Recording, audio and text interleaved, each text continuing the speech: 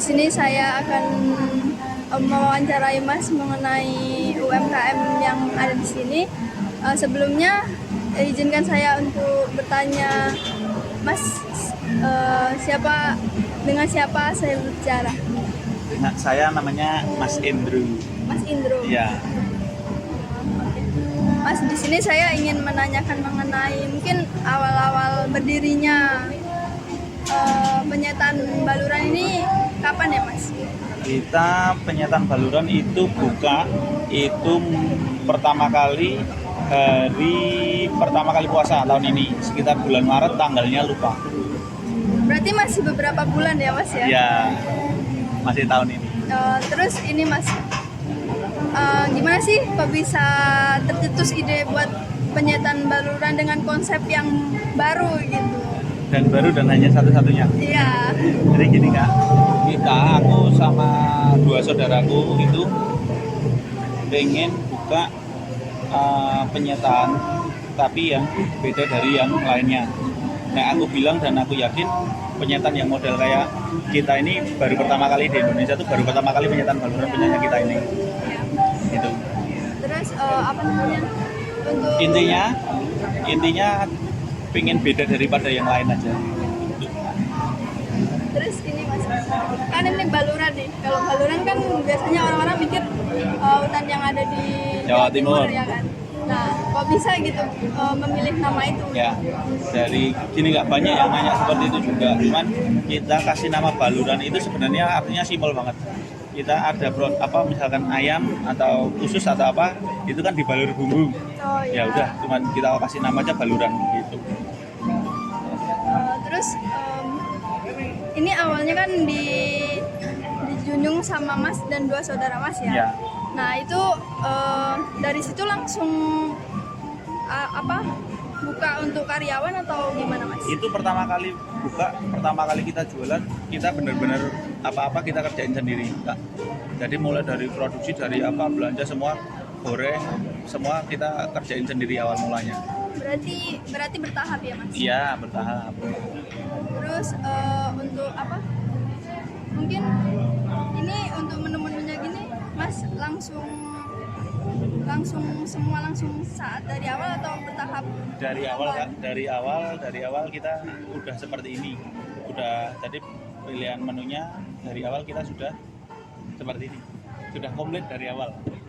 Untuk sekarang udah berapa karyawan, Mas, yang ada di sini? Karyawan di sini untuk outletnya lima orang, terus untuk produksinya 2 orang.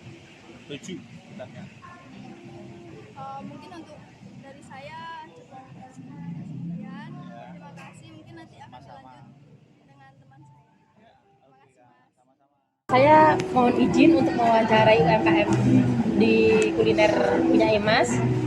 Untuk bagian saya dan teman saya itu mengenai menu yang ada di sini, Mas. Kan ini kan diketahui bahwasanya untuk harganya itu Rp30.000.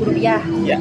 Nah, untuk penentuan harganya Rp30.000 dengan lauk yang bebas itu gimana, Mas? Jadi gini Kak, kita di sini dibagi ada 3 pilihan apa yang bisa diambil. Itu mulai dari 30, 40, 50. Yang 30.000 itu kayak tahu, terong, tempe, kubis, usus, brutu, itu masih yang 30. Nanti kalau yang ke 40 ada tambahannya sayap, ada tambahannya ikan nila, ikan lele. Kalau untuk yang 50.000 itu termasuk yang sudah saya sebut tadi di awal, ada tambahannya paha bawah, paha atas, gitu. Terus ini, Mas, dengan kata sepuasnya nih, pernah nggak sih ada customer atau pelanggan yang ngambilnya itu barbar gitu? Pernah ya? Pernah. Berapa itu, Mas? Barbar pernah. Jadi kalau terbarbarnya itu dia di sini berarti sekarang maksudnya dia ambil yang paket 50.000, itu dia ambil paha bawahnya 8, terus nanti tambah usus, tambah hati ampela, tambah kubis, terong dan macam-macam. Dan habis. Kalau misal nggak habis itu ada ininya nggak? Ada Kak. Di sini kalau nggak habis itu kena cas 30.000 per 100 gram. Hitungannya per 100 gram itu jadi di bawah 100 gram kita hitung 100 gram, di atas 100 gram kita hitung 200 gram. berlaku kelipatan selanjutnya. Misalkan habisnya 115 gram, kita masukinnya ke 200 gram gitu. Dan lauk yang nggak habis tadi boleh dibawa pulang. Boleh dibawa pulang? Boleh dibawa pulang. Gitu ya. Oke Mas, makasih. Mungkin bisa dilanjut sama teman saya. Ada Oke. nggak, kalau misalnya kan tadi ada yang tamu barbar gitu kan, itu ada nggak triknya untuk kita sebagai Masnya sebagai pengusaha di sini mengelola itu sebagai risiko kita yang punya. Betul, betul Mas. Jadi kalau dapat customer yang seperti itu jadi resiko kita Mas. Terus kami juga bersyukur dan terima kasih kepada customer yang pengertian, yang ngambilnya nggak terus ngawur, nggak. Itu. Berarti itu kayak resiko usaha gitu. Mas. Ya resiko usaha. Namanya usaha kan. Oke. Diusahakan. Nah, dalam pemilihan menu ini Mas ada nggak kendala gitu mengenai pembiayaan pengeluarannya kan kayak ini kan udah kayak ngambil sendiri gitu. Mas. Ada nggak kendalanya bagi Mama? Nggak ada sih Mas. Jadi kita di sini sistemnya habis diisi ulang gitu. Cuman ada batasannya ketika paket di antara 3 paket itu tadi udah habis, kita tinggal jual menu yang reguler. Dan menu reguler itu untuk potongan ayamnya itu juga beda Mas. Potongan reguler itu potongan ayamnya jauh lebih besar daripada yang 3 paket saya sebut tadi. Ya jelas itu Mas. Mungkin itu pertanyaan dari saya kan. Oke. Mungkin dari itu. Sudah? Makasih ya Mas. Sama-sama. Jadi kalau saya di sini nanya lebih ke promosinya sih Mas. Maksudnya kan beberapa tahun yang lalu itu ya maksudnya masih COVID lah gitu Ya, kan. ya, betul. Tadi kalau nggak salah bukanya bulan Maret. Maret, ya, sekitar bulan itu Maret. kan belum masih ke 10 bulan ya kan? Kenapa? Kita 10 bulanan Tahun lah ini, ya, ya. kan. Jadi untuk metode promosinya itu kayak mana Mas? Atau pakai endorse atau kayak mana gitu? Ya enggak, jadi model promosi kita pertama dari mulut ke mulut ya Kak ya awalnya. Terus kita masuk promosi lewat online. Terus alhamdulillah juga ada yang selebgram terkenal di Jogja dan ada juga food blogger terkenal di Indonesia itu barusan datang ke sini. Iya. Membantu promosi kita. Iya, soalnya waktu lihat apa kan Mas, warung Mas kan, jadi kayak ya food vlogger itu kayak nanya-nanya juga kan sama Mas gitu mengenai warung ini, mungkin kan ya membantu juga gitu untuk pemasaran dari Pemasaran, ya sangat-sangat membantu. sampai terkenal sekarang sih Mas, alhamdulillahnya. Oke, alhamdulillah. Mungkin kalau untuk pemasaran itu bisa dilanjut. Oke. Saya mau tanya tentang omset itu Mas. Kira-kira omset tiap harinya itu berapa ya Mas? Harian mungkin kisaran 2 jutaan Kak. 2 jutaan. Iya. Terus misal itu ada yang bukan Mas, kayak kalau kebutuhannya tiap harinya habis berapa? Untuk kebutuhan apa nih? Bahan baku. Bahan baku mungkin sehari itu beras sekitar 12 kilo. Terus untuk ayam-ayaman itu mungkin kayak paha itu 5 kilo, berutu 2 kilo. Itu sih Kak. Itu yang 2 juta udah bersih. Kenapa Kak? Yang 2 juta itu sudah Pendapatan kan, Kak? Pendapatan jualan hari ini kan? Iya. Belum bersih. Belum. Masih kotor ya. Apalagi kan Mas ini juga kan Mas, apa namanya, bahan baku naik semua kan harganya. Ya betul. Jadi kayak Makanya Kak, untuk harga bahan baku naik itu kita sudah merubah harga. Dari pertama kali kita jual itu dulu harga sebelumnya itu 25.000. Sekarang kita mulai start from 25.000. Itu ada menu-menu tertentu yang nggak ada di harga 30.000. Kalau pengen komplit dapat ambil semuanya, ambilnya di paket yang 50.000. Itu udah termasuk nasi, belum termasuk minum. tapi yang 50 itu udah komplit semua ya? Udah komplit semua, bisa diambil semua. Mungkin kalau dari kami pertanyaannya itu dulu Mas. Oke. Terima kasih banyak Makasih ya, Mas. Sama-sama Mas. Mau bertanya tentang tips dan triknya dalam membuka usahanya itu. Tips dan trik yang utama kalau membuka usaha itu minta doa restu dari orang tua terutama ibu. Itu tips dan trips utama. Terus kalau untuk tips dan trik lainnya itu biasa aja sih Kak. Mungkin banyak orang juga menerapkan hal yang sama, kayak misalkan kita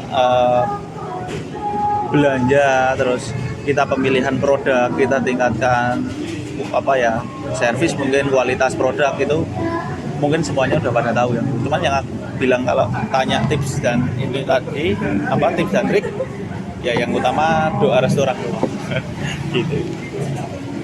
Oke, saya melanjutkan ke pertanyaan tadi.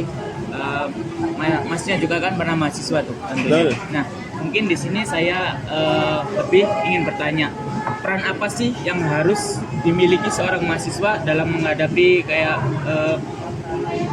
tantangan ke depan agar bisa paling nggak seperti masnya lah yang bisa dicontoh. Jadi gini Mas, kalau ngomongin tadi bilang masnya tanya saya mahasiswa juga, ya benar Mas, saya pernah mengalami jadi mahasiswa. Tapi saya jadi mahasiswa itu cuman 1 semester. Terus semester 2 selesai KRS-an, saya putuskan untuk cabut. Karena apa? Karena saya mulai mikir kok kita tuh udah mulai, karena aku tuh kesulitan bagi waktu pada saat aku tuh kuliah, sama aku pada saat itu masih kerja ikut orang, kesulitan bagi waktu, dan aku memutuskan akhirnya untuk cabut dari kuliah. Cuman untuk mahasiswa sekarang yang masih pada kuliah, harus diselesaikan kuliahnya. Apa yang udah kalian mulai di awal itu harus kalian selesaikan sampai akhir. Itu.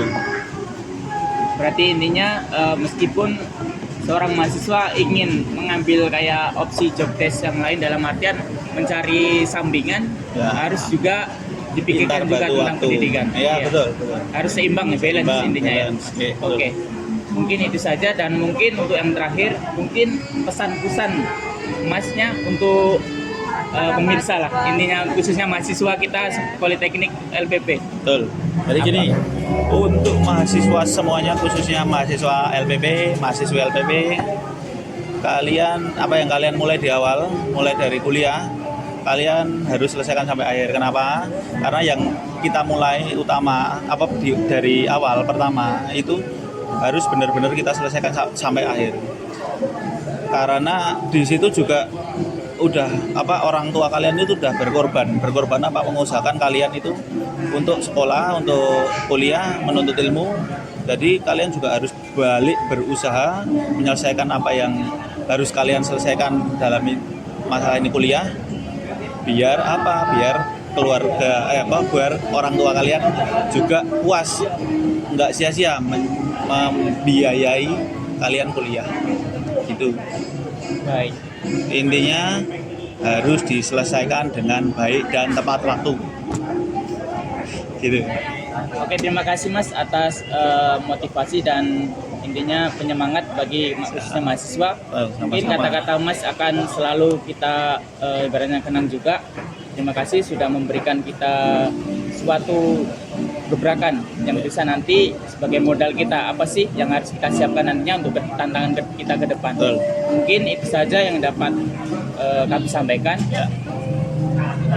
Saya ucapkan terima kasih khususnya untuk Mas Endro. Ya. Oke. Sama-sama Mas, terima kasih juga. Monggo. Oke, terima kasih. Wassalamualaikum warahmatullahi wabarakatuh. Waalaikumsalam warahmatullahi wabarakatuh.